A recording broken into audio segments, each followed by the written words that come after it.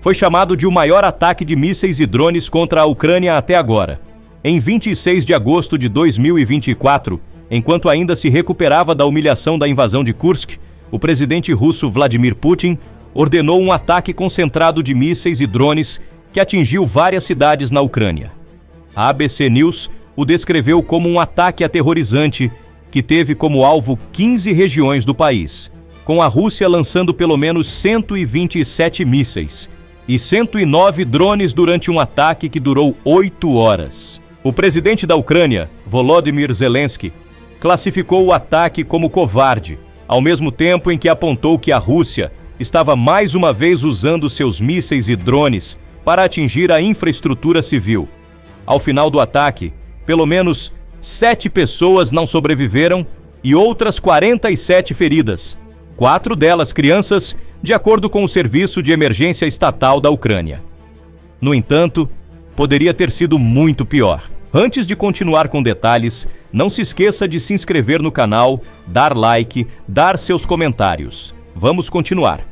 A razão pela qual não foi ainda pior é que a Ucrânia conseguiu se defender desse ataque de mísseis e drones, não apenas com os sistemas de defesa aérea que usou desde o início da operação militar especial de Putin, mas também com uma plataforma de armamento que Zelensky há muito tempo afirmou que a Ucrânia precisava. Um sistema de armas capaz de derrubar mísseis de cruzeiro no céu e que, com o tempo, pode ajudar a colocar a Ucrânia em uma posição mais equilibrada com a Rússia na batalha aérea.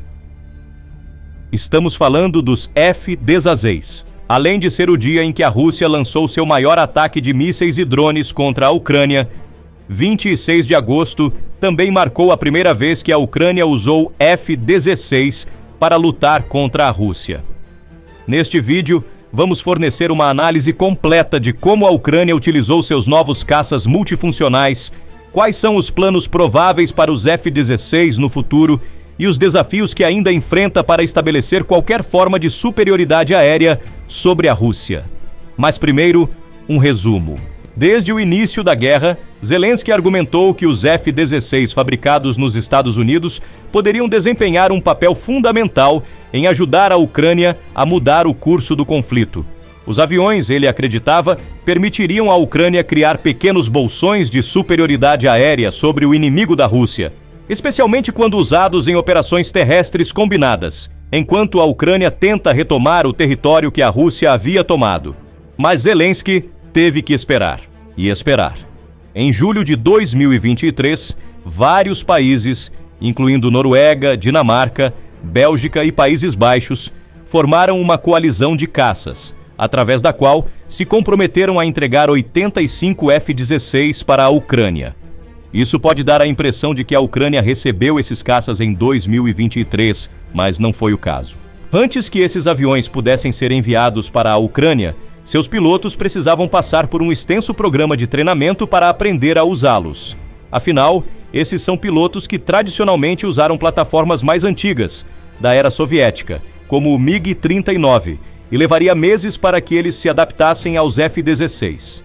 O caça multifuncional americano tradicionalmente tem um programa de treinamento que dura 18 meses. Mesmo com esse treinamento sendo acelerado para um programa de 6 meses, ainda levaria um bom tempo após o compromisso da coalizão antes que os F-16 chegassem à Ucrânia. Já se passaram 18 meses e os aviões não chegaram até nós, proclamou Zelensky em julho de 2024, acrescentando que acreditava que ter F-16 ajudaria a Ucrânia a desbloquear o céu sobre seu país. A boa notícia para Zelensky era que ele não precisaria esperar muito mais para colocar as mãos nos F-16. Em 4 de agosto de 2024, Zelensky estava em uma base aérea não identificada na Ucrânia, flanqueado por 2 dos primeiros 6 F-16 que o país havia recebido. F-16 na Ucrânia. Nós conseguimos, disse ele durante a cerimônia, na qual agradeceu aos líderes da coalizão que tornaram isso possível, enfatizando que a Ucrânia precisaria de muitos mais. Esses F-16 extras virão. Acredita-se que a Ucrânia terá recebido 20 deles até o final de 2024, com mais 65 aguardando para serem entregues. Mas esses primeiros 6 já ajudarão a impulsionar a Força Aérea da Ucrânia, permitindo que ela se afaste dos antigos sistemas soviéticos dos quais foi forçada a depender. Avançando um pouco mais de 3 semanas, chegamos a 26 de agosto e ao ataque aterrorizante de mísseis e drones da Rússia. Era hora dos F-16 mostrarem do que eram capazes. O Sandbox News forneceu detalhes sobre como a Ucrânia estava usando seus F-16 em seu relatório de 27 de agosto sobre o ataque com mísseis e drones da Rússia. O relatório observou que dos 127 mísseis e 109 drones que a Rússia enviou para a Ucrânia, a vasta maioria foi interceptada ou derrubada antes de alcançar seus alvos. No total, 102 mísseis russos foram derrubados, assim como 99 dos 109 drones. As defesas antiaéreas da Ucrânia foram creditadas com a maioria dessas interceptações, mas o Sandbox afirma que havia relatos de que a Ucrânia havia implantado seus F-16 pela primeira vez com esses caças multifuncionais, participando de um esforço defensivo que os viu derrubar vários mísseis de cruzeiro que estavam a caminho de Kiev e outros locais. A partir daí, o relatório se tornou mais especulativo.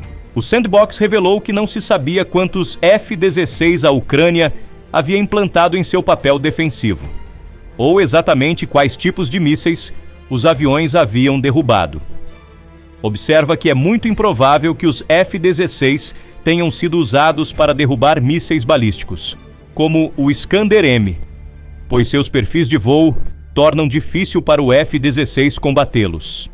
Em vez disso, o Sandbox diz que é muito mais provável que esses F-16 tenham contribuído para derrubar a enxurrada de mísseis de cruzeiro lançados do solo e do ar que a Rússia disparou contra a Ucrânia.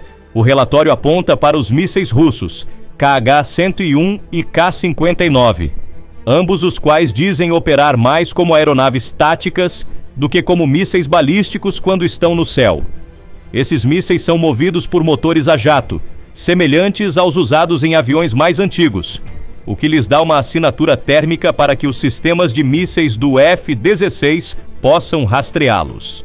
Devido a esses motores a jato, os mísseis também voam em altitudes mais baixas e seguem um caminho de voo mais horizontal do que os mísseis balísticos. No entanto, o fato de que eles atingem velocidades entre 600 e 700 milhas por hora significa que não tem meios reais de se defender contra um caça que pode voar mais rápido e rastreá-los por meio de seus motores. Além disso, a Ucrânia já revelou que os F-16 que estavam exibindo aparentemente estavam carregados com munições ar-ar, como mísseis AIM-120B e mísseis Sidewinder, capazes de usar direcionamento infravermelho. E é claro que a Ucrânia pretendia usar seus novos aviões como ativos de defesa aérea. Isso é precisamente o que parece ter feito durante o extenso ataque com mísseis e drones da Rússia, com os F-16 sendo usados para derrubar mísseis de cruzeiro, enquanto os outros sistemas de defesa antiaérea baseados em solo da Ucrânia se concentravam nos mísseis balísticos e drones. O Sandbox afirma que é mais provável que a Ucrânia estivesse usando a AIM-9M Sidewinders, que tem um alcance de cerca de 10 milhas, o que significa que qualquer avião que os disparasse precisaria chegar perto do alvo, dado que os F-16 podem voar a velocidades de até 1.345 milhas por hora, além de alcançar velocidades de cruzeiro de 577 milhas por hora. É muito viável que a Ucrânia os tenha usado para rastrear, capturar e, em seguida, obliterar esses tipos de mísseis de cruzeiro russos que foram usados no ataque. É até possível, embora talvez improvável, que a Ucrânia tenha aproveitado o canhão rotativo M61 Vulcan de 20 mm embutido no F-16. Esses canhões de 6 canos podem disparar impressionantes 7.200 tiros por minuto, com a ressalva de que são realmente eficazes apenas quando o F-16 está a menos de 2.000 pés de seu alvo. Eles podem ter sido usados, embora isso exigisse que um piloto chegasse muito perto de um míssil de cruzeiro, criando o risco de uma nuvem de destroços ao contato que poderia danificar o F-16. Ainda assim, a partir de tudo isso, ganhamos alguma visão de como a Ucrânia está usando seus F-16. Este lote inicial, pelo menos, parece ser um suplemento para as defesas aéreas do país. Os F-16 não foram implantados na linha de frente ou atrás dela e ainda não foram usados pela Ucrânia em esforços combinados com soldados baseados em solo. Em vez disso, eles estão derrubando mísseis destinados a alvos no solo na Ucrânia, com seu foco provável sendo derrubar mísseis de cruzeiro que os sistemas de defesa aérea baseados em solo da Ucrânia não conseguem rastrear. Um segundo ataque de mísseis e drones, lançado apenas 2 dias após o ataque aterrorizante, ofereceu mais informações. Infelizmente, também mostrou o quanto um piloto de F-16 arrisca sempre que entra na cabine. De acordo com um relatório do canal do YouTube Task and Purpose, a Rússia lançou uma segunda salva de mísseis contra a Ucrânia em 29 de agosto. Este não foi tão grande quanto o ataque aterrorizante, pois envolveu apenas 5 mísseis e 74 drones disparados contra instalações de geração de energia ucranianas. No entanto, a Ucrânia respondeu enviando um F-16 para derrubar o máximo que pudesse. Foi quando a tragédia ocorreu. O F-16 enviado para derrubar os mísseis e drones foi pilotado pelo coronel Alexei Mess, que o político afirma ter sido um fervoroso defensor da entrega de caças avançados à Ucrânia.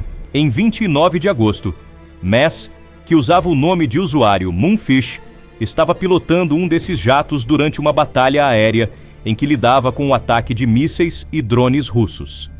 Ele não sobreviveu. Em uma declaração divulgada pelo Estado-Maior do Exército ucraniano, foi revelado que Moonfish havia obtido algum sucesso inicial contra os mísseis russos, derrubando 4 deles com as armas aéreas de seu F-16. Após esse sucesso, Moonfish, que foi um dos primeiros pilotos ucranianos a se qualificar para voar um F-16, encontrou dificuldades. Durante a aproximação ao próximo alvo, houve perda de contato com uma das aeronaves. Como se revelou mais tarde, o avião caiu. O piloto morreu. Lê-se na declaração: a Ucrânia ainda não confirmou se Moonfish foi abatido ou se foram problemas relacionados ao piloto ou a falhas mecânicas que levaram o seu F-16 a cair.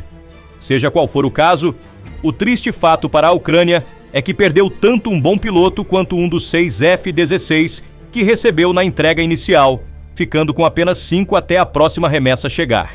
Foi um incidente difícil para o país, embora tenha vindo acompanhado de um pequeno sucesso. Moonfish conseguiu destruir 3 mísseis de ataque e um drone de ataque antes de seu avião cair. Quando combinado com o muito maior sucesso alcançado ao lidar com o ataque catastrófico que ocorreu 2 dias antes, está claro que a Ucrânia está começando a descobrir como usar seus F-16 para mudar o rumo da batalha contra a Rússia. Tudo isso nos leva a uma pergunta fundamental: o que aprendemos até agora? Falando ao canal do YouTube Ward Carroll, o professor Justin Bronk, pesquisador sênior do Royal United Services Institute, diz que esses primeiros confrontos mostram que a Ucrânia está adotando uma abordagem cautelosa com seus F-16. Até agora, não estamos vendo uma grande quantidade do que os ucranianos estão fazendo com o F-16, o que, de muitas maneiras, é bastante encorajador. Isso sugere que eles estão sendo bastante cautelosos com eles. Sugere que eles provavelmente estão se concentrando em descobrir e praticar o modelo de operação dispersa, disse Bronk. Essa cautela inicial é inteligente por parte da Ucrânia, pois significa que está temperando a euforia de finalmente ter F-16 com a realidade de que tinha apenas 6 deles na criação deste vídeo. Assim, estão sendo implantados de maneira defensiva limitada. Não há usos confirmados do F-16 perto das linhas de frente, o que Bronk aponta ser um uso muito mais perigoso. Eles também não estão sendo usados para apoiar a invasão de Kursk, o que significa que a Ucrânia ainda está trabalhando na melhor estratégia para uma implantação mais ofensiva ou está aguardando a chegada de mais dos 85 F-16 prometidos. Claro, esses primeiros confrontos não são isentos de riscos como vimos com Moonfish, mas a escolha da Ucrânia de não usar seus F-16 nas linhas de frente neste momento significa que acredita que os jatos são melhor usados em confrontos isolados, o que nos leva ao seu atual papel de defesa aérea. Task and Purpose aponta que o F-16 perdido pela Ucrânia não estava voando perto de Kursk e não foi perdido perto das fronteiras onde combates ativos estão ocorrendo no solo.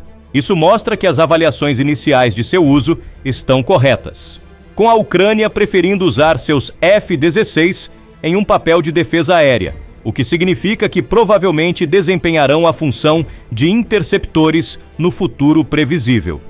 Curiosamente, o mesmo canal também aponta um benefício lateral dessa estratégia de interceptação. Observando que há apenas um número limitado de mísseis interceptores disponíveis na Ucrânia, Task and Purpose afirma que os F-16 podem eliminar mísseis e drones mais facilmente graças a seus sensores avançados, o que libera muitas das plataformas mais antigas para assumir missões mais arriscadas perto das linhas de frente. Isso pode parecer contraintuitivo, mas há uma lógica por trás dessa abordagem. Os pilotos da Ucrânia têm muito mais experiência em voar jatos da era soviética, que compõem a maior parte de sua força aérea. Eles sabem como extrair o máximo deles, diz Task and Purpose, o que significa que a Ucrânia pode usá-los para oferecer apoio aéreo próximo às tropas em terra e realizar missões de assédio, enquanto os F-16 patrulham os céus da Ucrânia, prontos para interceptar quaisquer mísseis e drones que venham. Essa abordagem também permite um certo nível de treinamento. Afinal, os atuais pilotos de F-16 da Ucrânia passaram por apenas cerca de 6 meses de treinamento para uma plataforma que normalmente exige 18 meses para ser dominada. Ao adotar a abordagem mais cautelosa de usar os F-16 como interceptores de mísseis, os pilotos da Ucrânia podem ganhar experiência em alvos menos perigosos, segundo Task and Purpose. Talvez a estratégia seja ganhar maior familiaridade com a plataforma a curto prazo, o que permitirá que os pilotos da Ucrânia usem os F-16 em missões mais arriscadas na linha de frente assim que o país receber mais de seu estoque prometido. Esse futuro parece mais promissor também, graças ao F-16, que abre um novo arsenal de armas para a Ucrânia usar. Task and Purpose observa que ter jatos ocidentais à sua disposição significa que a Ucrânia agora tem acesso a armamentos avançados desenvolvidos pela OTAN, que anteriormente só conseguia adaptar aos seus jatos da era soviética. O canal aponta que os jatos da Ucrânia foram forçados a usar mísseis infravermelhos, R-60, e mísseis semiativos, R-27, durante as primeiras fases da guerra, pois esses eram os únicos disponíveis e os únicos tipos de mísseis que os jatos podiam usar. Ambos os mísseis foram desenvolvidos na década de 1980, tornando-os cerca de 40 anos desatualizados, e resultaram na falta de capacidades de longo alcance para os pilotos ucranianos. Compare isso com os pilotos russos que estão usando mísseis de radar ativo R-77, e você verá por que isso é tão importante. O R-77 tem capacidades de dispare e esqueça, o que significa que o piloto pode apertar o gatilho do míssil e então se afastar enquanto o míssil persegue seu alvo. Os mísseis da Ucrânia exigiam que seus pilotos mantivessem o nariz de seus aviões apontados para os alvos, o que significava que não podiam se afastar para evitar o fogo. Tudo isso mudou com a chegada do F-16. O jato é capaz de disparar o míssil AIM-120 AMRAAM, que oferece capacidades de dispare e esqueça e de longo alcance, sendo considerado por muitos um dos melhores mísseis de radar ativo do mundo. Ele tem um alcance superior a 32 km e pode se mover em velocidades supersônicas antes de atingir um alvo com uma ogiva de fragmentação explosiva. Com mísseis como esses, a Ucrânia não apenas atinge a paridade com os sistemas de armas utilizados pelos jatos russos, mas os supera. À medida que mais F-16 chegam à Ucrânia, é provável que vejamos mais jatos se deslocando para as linhas de frente para engajar diretamente os jatos russos nos céus. Isso pode mudar toda a dinâmica da guerra, já que os F-16 poderiam enfrentar os aviões que a Rússia usa para lançar bombas planadoras e eliminar alvos em terra, permitindo avanços das tropas ucranianas. No entanto, esse tipo de estratégia provavelmente está reservado para o futuro, quando a Ucrânia estiver mais capaz de liberar todo o potencial de seus F-16. Por enquanto, a Ucrânia está seguindo um caminho mais defensivo, o que nos leva de volta ao uso atual dos F-16 como interceptores. Ela tem tornado o jato ainda mais capaz de cumprir seu papel ao implementar novos sistemas defensivos. A Task and Purpose analisou os F-16 que foram exibidos durante o anúncio da chegada de Zelensky em 4 de agosto e notou que eles tinham novos equipamentos instalados além dos sistemas de mísseis. Uma análise dos suportes do jato revelou que alguns deles parecem mais robustos do que deveriam, com um deles até parecendo ter pequenas aberturas e uma lente de câmera instalada. Essa é a combinação de sistemas de dispensação integrados ao suporte e sistemas de combate eletrônico integrados ao suporte, disse a Task and Purpose, acrescentando que são modelos defensivos adicionais criados para melhorar a sobrevivência do F-16. Com esses sistemas, os F-16 da Ucrânia podem usar dispositivos de bloqueio capazes de confundir os sinais de radar produzidos pelos mísseis inimigos, impedindo que eles se travem em seu caça enquanto estiver no ar. Os sistemas são poderosos o suficiente para confundir também sistemas de defesa aérea baseados em solo, além de aeronaves maiores. Ao adicionar um sistema de alerta de mísseis AR-60 a esses suportes, que utiliza luz ultravioleta para detectar a pluma de exaustão produzida por um míssil em aproximação, a Ucrânia obtém amplas capacidades defensivas. Essas capacidades serão essenciais, já que a Ucrânia continua a usar os F-16 em uma função de interceptação. Elas também serão vitais se a Ucrânia enviar seus F-16 para combate direto contra caças russos na linha de frente. Até agora, estamos tendo uma imagem mais clara da estratégia ucraniana. Por enquanto, está usando os F-16 para interceptar mísseis e drones, enquanto prepara seus pilotos para um futuro em que terá mais dessas plataformas aéreas disponíveis, o que pode permitir operações mais avançadas mais perto da linha de frente. Mesmo que esse futuro não se concretize, o uso dos F-16 pode liberar os aviões da era soviética da Ucrânia para operar nas linhas de frente, com a segurança de que os F-16 estão protegendo instalações militares ucranianas-chave. E há mais. Voltando à conversa de Justin Bronk com Wade Carroll, Bronk diz que a Ucrânia já tem atacado bases aéreas russas com grandes salvas de mísseis. Ao trazer os F-16 para esses ataques, a Ucrânia aumenta suas chances de sucesso, o que pressionará ainda mais a Rússia a evacuar suas bases aéreas, aliviando a pressão sobre a Ucrânia no processo. A Ucrânia pode potencialmente tentar misturar ataques de mísseis e HIMARS para criar essa pressão, afirma Bronk, o que resultará na retirada de mais jatos russos para longe da linha de frente. Isso não apenas reduz o risco de a Rússia enviar bombas planadoras e seus próprios jatos para a Ucrânia, mas também cria espaço para os F-16 da Ucrânia operarem nas linhas de frente, com menor risco de encontrar caças russos. Mesmo que a Rússia siga o caminho oposto e crie defesas em camadas em suas bases aéreas próximas à linha de frente, Bronk afirma que isso significará oferecer menos capacidade defensiva para as tropas e instalações que estão efetivamente nessas linhas de frente. Novamente, isso criaria oportunidades para os F-16 da Ucrânia, permitindo que operem com menor risco, já que enfrentarão menos defesas. Isso cria uma situação vantajosa para a Ucrânia.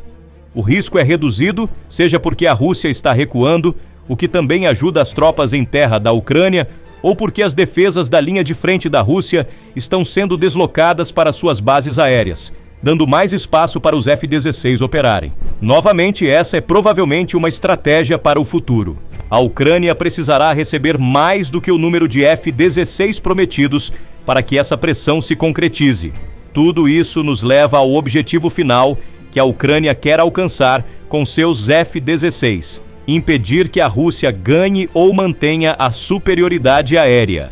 Apesar das dificuldades que a Rússia teve para conquistar essa superioridade, tendo perdido 368 aviões e 328 helicópteros até agora, ainda conseguiu contar com sua força aérea de trás das linhas de frente. Bombas planadoras são lançadas de bases que a Ucrânia não pode atingir, permitindo que a Rússia lance explosivos sobre alvos ucranianos com pouco recurso.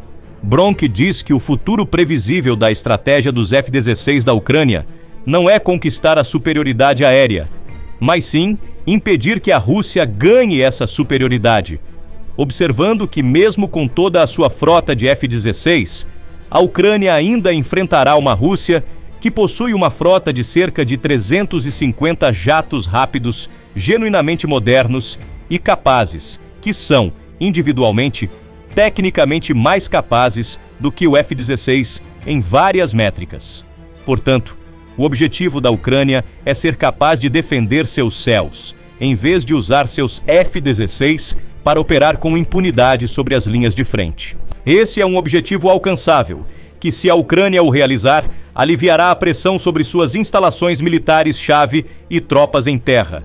Com suas opções aéreas restritas, Putin será forçado a desperdiçar mais de seus mísseis e drones em ataques, reduzindo seus já escassos suprimentos, ou simplesmente enviar mais soldados para uma guerra que já custou à Rússia mais de 630 mil militares. No final, trata-se de impor custo, argumenta Bronk.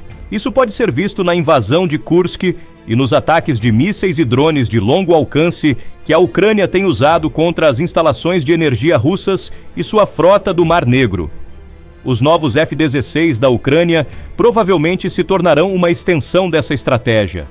Eles custarão à Rússia mísseis valiosos, enquanto ajudam a Ucrânia a não perder a guerra tempo suficiente para que suas outras estratégias realmente façam efeito, a ponto de Putin ter que retirar suas tropas com base apenas nos custos. Ainda assim, há uma coisa que está sendo subestimada quando se trata do uso do F-16 pela Ucrânia: a iminente chegada das aeronaves Saab 340. Em maio de 2024, a Suécia anunciou que doaria 2 de suas Saab 340 para a Ucrânia, em um movimento que passou um pouco despercebido, com todo o burburinho sobre a Ucrânia recebendo F-16. Task and Purpose sugere que a chegada desses aviões pode ser um verdadeiro multiplicador de força em termos de como a Ucrânia poderá aproveitar seus F-16. Por quê?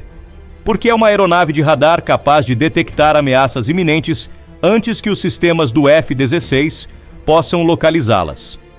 Um F-16, sem o suporte desse tipo de aeronave de radar, é como disparar um rifle sem um ACOG, ou mira óptica de combate avançada, afirma o canal. O Saab 340 servirá como essa mira.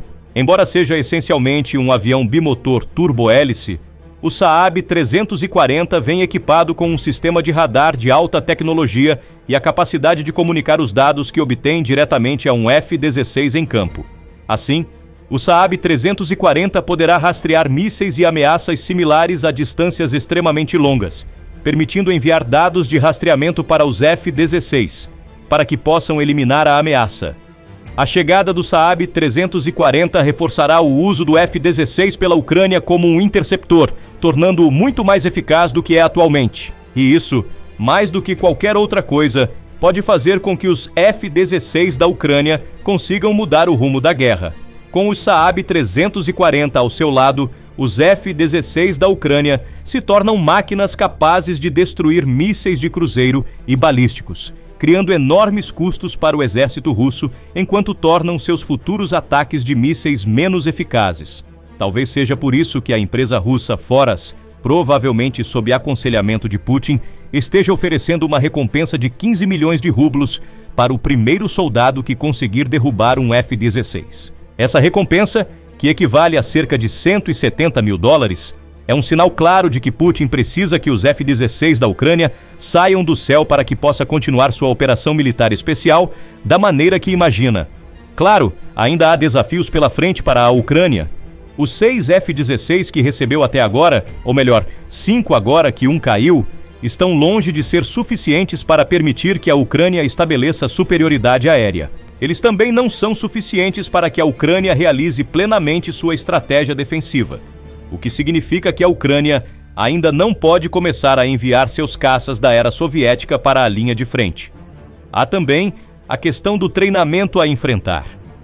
6 meses de treinamento tornaram os pilotos da Ucrânia capazes, mas eles ainda não estão no estágio em que podem tirar o máximo proveito dos sistemas do F-16, realizar missões defensivas, que são relativamente de baixo risco em comparação com missões de linha de frente, pode aumentar as horas de voo, mas ainda há uma clara lacuna de habilidades que precisa ser preenchida. Também vale a pena ressaltar que a Ucrânia não tem acesso às armas mais modernas que o F-16 pode usar. Os Estados Unidos e a OTAN podem não querer arriscar as armas mais avançadas, fornecendo um golpe de inteligência para adversários potenciais, afirma o Task and Purpose, apontando que a Rússia pode ser capaz de reverter qualquer coisa que capture de F-16s derrubados. Ainda há muitas boas notícias para a Ucrânia ao considerar seu primeiro uso do F-16. Sabe-se que os jatos são capazes de derrubar mísseis de cruzeiro do céu e que seus pilotos estão bem treinados o suficiente para utilizar os aviões. Mais horas de voo só irão aumentar esse treinamento, abrindo mais opções no futuro com a chegada do Saab 340 e o restante do estoque prometido de F-16. E se a Ucrânia puder manter o maior número possível de seus F-16, poderá usá-los para desgastar as forças aéreas e de mísseis da Rússia, além de potencialmente oferecer apoio às suas tropas em terra para arrastar a Rússia ainda mais para uma guerra de atrito que já custou muito a Putin e seu exército. Os F-16 não vão mudar o rumo da guerra sozinhos, mas o uso inteligente que a Ucrânia tem feito deles até agora sugere que eles se tornarão uma peça vital do quebra-cabeça da guerra na Ucrânia, que, quando combinada com outras estratégias de geração de custos da Ucrânia, colocará e manterá Putin em uma posição defensiva até que ele seja forçado a negociar. O que você acha sobre a chegada dos F-16 na Ucrânia?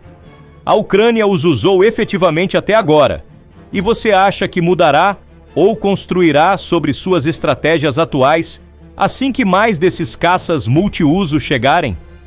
Há algo estranho sobre os F-16 que foram entregues à Ucrânia. Essa estranheza está longe de ser uma desvantagem para a Ucrânia. Eles não receberam F-16 defeituosos que terão mais dificuldade do que um F-16 padrão ao enfrentar ameaças russas. Muito pelo contrário, de fato. Imagens dos F-16 que a Ucrânia recebeu até agora mostram uma série de mudanças interessantes em relação à versão padrão do avião, que podem dar uma vantagem marcante ao enfrentar ameaças aéreas e antiaéreas russas. Então, o que torna os F-16 da Ucrânia tão diferentes de um F-16 padrão? Vamos responder a essa pergunta neste vídeo, mas antes disso, vamos dar uma olhada na história até agora em relação aos F-16 da Ucrânia, bem como nas especificações padrão da plataforma aérea, para que possamos realmente apreciar o que torna os novos caças multiuso da Ucrânia tão especiais. Quase desde o início da guerra na Ucrânia, o presidente Volodymyr Zelensky começou a pedir aos seus aliados ocidentais que fornecessem ao seu país caças multiuso F-16. Há muitas razões pelas quais ele sentiu que a Ucrânia precisava deles. O mais importante é que a atual frota de caças do país simplesmente não estava apta para enfrentar a Rússia. Por quê? Todos eram plataformas da era soviética que vieram da Rússia durante os dias em que a Ucrânia fazia parte da União Soviética, com a maioria ficando muito aquém do que a Rússia é capaz de enviar para os céus. Os estoques da Ucrânia incluem 43 MiG-29. Embora esteja longe de ser a pior plataforma aérea do mundo, o MiG-29 foi desenvolvido na década de 1970, junto com o Su-27, do qual a Ucrânia possui 26 unidades. Entrou em serviço em 1983, quase uma década antes do colapso da União Soviética, e foi projetado como um caça multifuncional, capaz de voar por quase 1.500 milhas antes de precisar reabastecer. Além dos MiG-29 e Su-27, a Ucrânia tinha 12 Su-24 e 17 Su-25, que são jatos ainda mais antigos. Você provavelmente já está vendo alguns problemas com essa frota. Além da idade das plataformas de voo, que lhes conferiria uma sobrevivência limitada, especialmente se já tivessem acumulado um grande número de horas de voo, os jatos da era soviética da Ucrânia foram feitos pela Rússia. Isso significa que Moscou entenderia precisamente do que eram capazes, o que significa que poderia criar contramedidas adequadas para tornar a maioria deles quase irrelevantes na guerra. E é isso que vimos até agora. Embora as tentativas da Rússia de estabelecer domínio aéreo tenham sido vacilantes, com o país perdendo 368 aviões até agora, segundo o Ministério das Finanças da Ucrânia, a Ucrânia não conseguiu contra-atacar. Ela não pode. Suas plataformas são muito antigas e muito familiares, o que significa que foram relegadas a desempenhar um papel defensivo ocasional contra o avanço russo. Além disso, há a diferença de tamanho entre as forças aéreas dos dois países. A Ucrânia possui cerca de 72 caças, enquanto a Rússia tem 809, e isso representa um sério problema para a Ucrânia.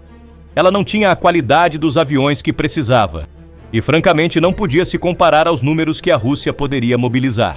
É por isso que Zelensky foi tão insistente de que a Ucrânia precisava dos F-16, que ele via como superiores a quase tudo o que a Rússia estava colocando em campo, além de oferecer a versatilidade necessária para que a Ucrânia estabelecesse bolsões de domínio aéreo. No entanto, os Estados Unidos, que produzem os F-16, não queriam enviar nenhum.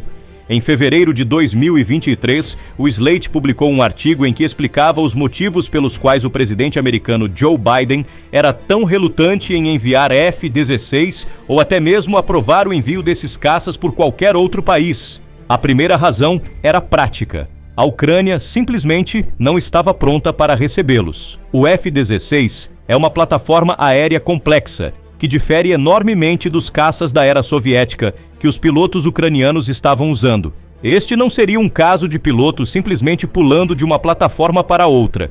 Um extenso treinamento, que levaria pelo menos 6 meses, seria necessário antes que a Ucrânia pudesse até mesmo utilizar qualquer F-16. Além disso, há as questões de manutenção que cercam o F-16. Sua complexidade em comparação com as antigas plataformas soviéticas significa que eles exigem manutenção quase diária, com os sistemas dos caças multifuncionais sendo tão delicados que requerem aeródromos em condições impecáveis para funcionar. A Ucrânia tem muito poucos desses aeródromos, argumentou os Estados Unidos, e os que tem poderiam se tornar alvos de bombas russas que forçariam constantes reparos que manteriam os F-16 fora do céu. Finalmente, havia a questão da linha vermelha. Biden estava tão hesitante em enviar F-16 para a Ucrânia porque fazê-lo poderia ser uma provocação que empurraria Putin para a escalada. O cerne da questão parece estar no alcance do F-16. Sendo capaz de atingir um alvo a 500 milhas de distância, isso poderia significar que a Ucrânia desejaria usar os caças para atacar a Rússia em seu próprio território. Putin poderia considerar a mera presença de F-16s na Ucrânia como uma ameaça ao seu país, o que poderia provocá-lo a lançar uma guerra mais ampla contra os Estados Unidos ou outros membros da OTAN. Zelensky apresentou contrapontos a esses argumentos.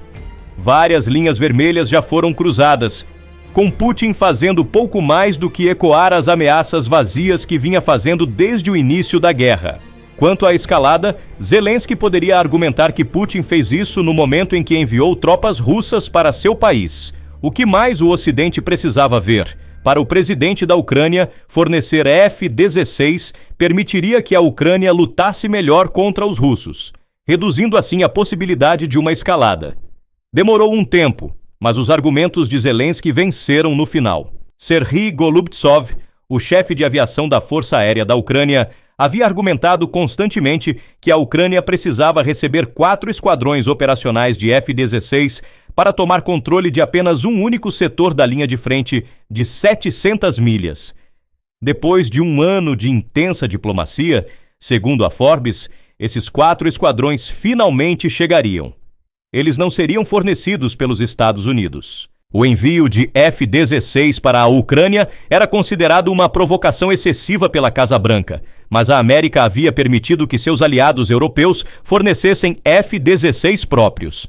Entraram Noruega, Dinamarca, Bélgica e Países Baixos, que se comprometeram coletivamente a entregar 85 F-16 para a Ucrânia. A Forbes diz que isso será suficiente para que a Ucrânia mantenha sua unidade de treinamento na Romênia, que agora está utilizando 18 F-16 ex-holandeses para preparar seus pilotos, além de fornecer 4 esquadrões dos caças multifuncionais, com cada esquadrão sendo composto por 16 F-16. É verdade que a Ucrânia não receberia todos esses F-16 de uma vez. Os primeiros 6 chegaram em agosto de 2024, com novas entregas a serem escalonadas ao longo de 2024 e 2025. Mesmo assim, Zelensky teve seu desejo. A Ucrânia finalmente teve acesso aos F-16, e com o primeiro lote de pilotos ucranianos se formando em programas de treinamento de F-16, apenas 3 meses antes da chegada desses primeiros 6, a Ucrânia finalmente seria capaz de fortalecer sua ameaça aérea. Imagens dos primeiros F-16 a chegarem à Ucrânia surgiram em agosto de 2024, com Zelensky orgulhosamente posando em frente aos novos jatos de seu país para proclamar que conseguimos. E essa primeira visão deu a especialistas atentos a chance de perceber que os F-16 da Ucrânia estavam longe de ser padrão. Havia algo diferente sobre eles, na verdade, algumas coisas, com cada diferença sendo uma melhoria que permitiria que esses F-16 ucranianos enfrentassem a Rússia de maneiras surpreendentes. Então, o que sabemos sobre os novos F-16 da Ucrânia? Vamos começar com as especificações padrão. Surpreendentemente, o F-16 Fighting Falcon tem uma história que se estende quase tão longe quanto os MiG-29, que são considerados obsoletos. A primeira variação do F-16, o F-16A, estreou em janeiro de 1979, após pouco mais de 2 anos de desenvolvimento. Isso foi seguido pelo F-16B, que apresentava cockpits em tandem, em vez do cockpit único do F-16A.